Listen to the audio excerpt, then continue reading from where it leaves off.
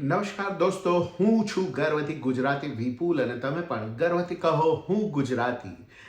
મિત્રો, અત્યારે હું મારી અમેરિકાની ટૂર ઉપર છું, મારા નાટકની અમેરિકાની ટૂર ઉપર છું અને ગઈકાલે અમે એક જર્ની કરી રહ્યા હતા અને મને અચાનક જ એક એવા એક્ટરની યાદ આવી ગઈ તો મને થયું કે ચલો તમારી સાથે એ વાત શેર કરું. એક્ટરનું નામ છે મહાવીર શાહ. મહાવીર શાહની વાત કરીએ તો મહાવીર શાહનો જન્મ થયો તો મુંબઈમાં એક ગુજરાતી પરિવારમાં અને નાનપણથી જ એમને એક્ટિંગનો બહુ જ શોખ હતો. ઇન્ટર કોલેજમાં કામ કરતાં કરતાં એમણે પ્રોફેશનલ નાટકોમાં કામ કરવાનું શરૂ કરી દીધું હતું અને એમના કેટલાક નાટકો હતા જન્મદાતા, હું જ તારો ઈશ્વર, ખેલ અને સાથી નાટક સરિતાબેન સાથે તેઓ કરી રહ્યા હતા. બે જ કલાકારનું એ પ્લે હતું અને બહુ જ સફળતાપૂર્વક આ પ્લે ચાલી રહ્યું હતું.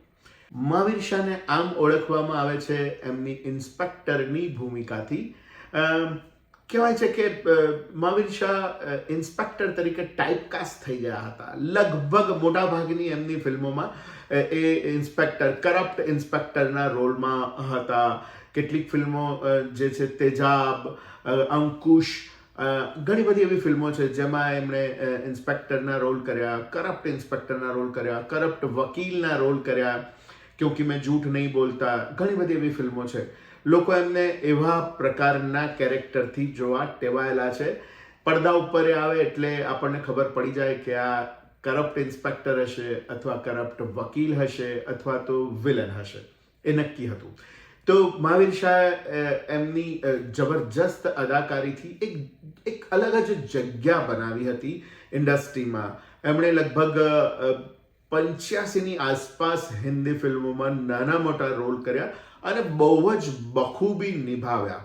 મહાવીર શાહ લોકોમાં એટલા લોકપ્રિય હતા, પ્રેક્ષકોમાં પણ અને ડિરેક્ટર્સમાં પણ એ બહુ જ લોકપ્રિય હતા. એટલે નાના એવા જે કિરદારો પણ બહુ જ અગત્યના કિરદારો હોય એમાં હંમેશા મહાવીર શાહને કાસ્ટ કરવામાં આવતા હતા.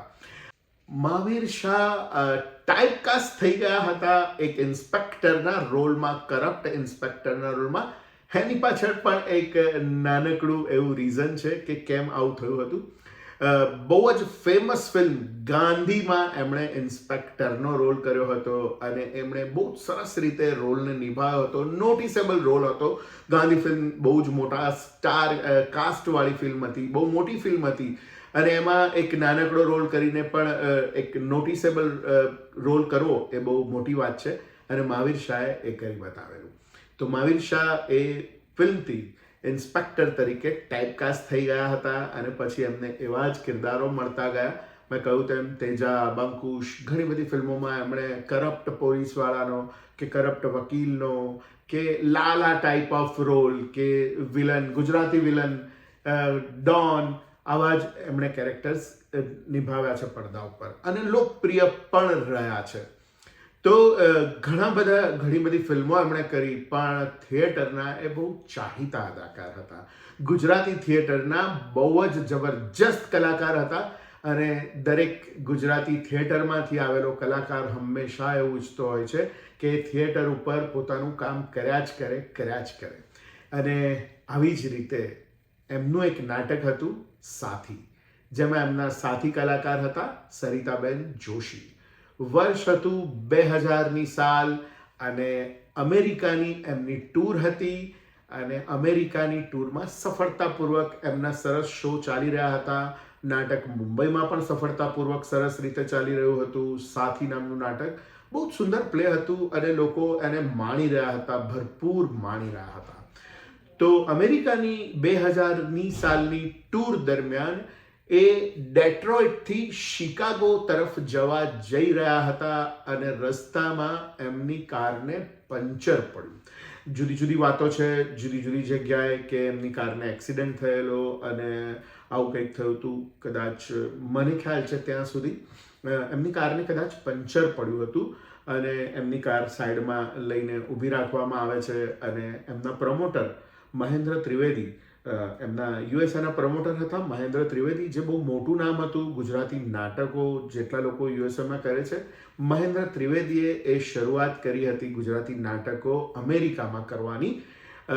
અને સાથી નામનું નાટક એમનું એ ચાલી રહ્યું હતું સફળતાપૂર્વક અમેરિકામાં પણ. તો જ્યારે કારમાં પંચર પડ્યું ત્યારે મહેન્દ્રભાઈએ કહ્યું કે પ્લીઝ તમે લોકો ગાડીમાં જ બેસજો, ગાડીમાંથી કોઈ બહાર નહીં નીકળતા. અને મહેન્દ્રભાઈ જોઈ રહ્યા હતા કે શું થઈ શકે એમ છે, પણ એવામાં મહાવીર શાહને ખબર નહીં શું સૂઝ્યું હશે, અથવા તો એમને એમ થયું હશે કે ચાલો ને હું પણ જોઈ લઉં, શું વાંધો છે બહાર નીકળીને જોવામાં. અને એ જેવા બહાર નીકળ્યા એવું પાછળથી આવતી કોઈ ટ્રકે એમને જોરથી ટક્કર મારી અને ઉથલીને પડ્યા. બહારથી તો કોઈ એવું લાગતું નહોતું કે ગંભીર અકસ્માત હશે, આટલો ગંભીર અકસ્માત હશે એવું બહારથી તો દેખાતું નહોતું, પણ એ પડી ગયા હતા અને તાત્કાલિક પોલીસની મદદ માંગવામાં આવી. 10 જ મિનિટમાં એક હેલિકોપ્ટર આવી ગયું અને મહાવીર શાહને તરત જ હોસ્પિટલમાં લઈ ગયા. પણ એમને અંદરથી કોઈ ગંભીર ચોટ આવી હશે કે જેના લીધે હોસ્પિટલમાં ગયા પછી હોસ્પિટલવાળાએ એવું કહ્યું કે મહાવીર શાહ મરી ચૂક્યા છે. તો મિત્રો, એક બહુ જ જબરજસ્ત ગુજરાતી કલાકાર કે જે થિયેટર ગજવી નાખતા હતા, વિલનના રોલ જબરજસ્ત રીતે કરતા હતા, ભલે નાનકડો રોલ હોય પણ એ બહુ જ જબરજસ્ત ઇન્ટેન્સિટીથી કરતા હતા કે લોકોને કેરેક્ટર યાદ રહી જ જાય. એવા આ કલાકાર એમની નાટકની ટૂર દરમિયાન, સાથી નામના નાટક દરમિયાન અમેરિકાના શિકાગોની નજીક એક કાર અકસ્માતથી એમનું મૃત્યુ થયું હતું. તો મિત્રો, આ વાત હતી મહાવીર શાહની. હું મારા નાટકની ટૂરમાં છું અને અચાનક જ વાત નીકળી એટલે મને આ વાત યાદ આવી. તો મને થયું કે ચાલો આ વાત તમારી સાથે પણ હું શેર કરું. તો દોસ્તો, તમને પણ યાદ હશે, ઘણી બધી ફિલ્મોમાં તમે મહાવીર શાહને જોયા હશે. એમની ભૂરી આંખો જેવી હતી કે જે ઘણું બધું કહી જતી હતી. કોઈ જ ડાયલોગ બોલ્યા વગર ઘણું બધું એમની ભૂરી આંખો કહી જતી હતી. તો આજે એમના મૃત્યુને લગભગ 25 વર્ષ થઈ ગયા છે, પણ હજી લોકો એમને યાદ કરે છે.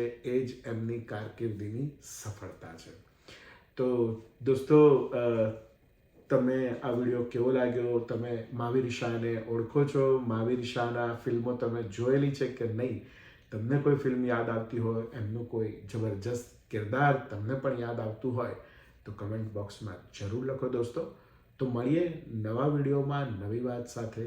ત્યાં સુધી સ્વસ્થ રહો, મસ્ત રહો. આવજો.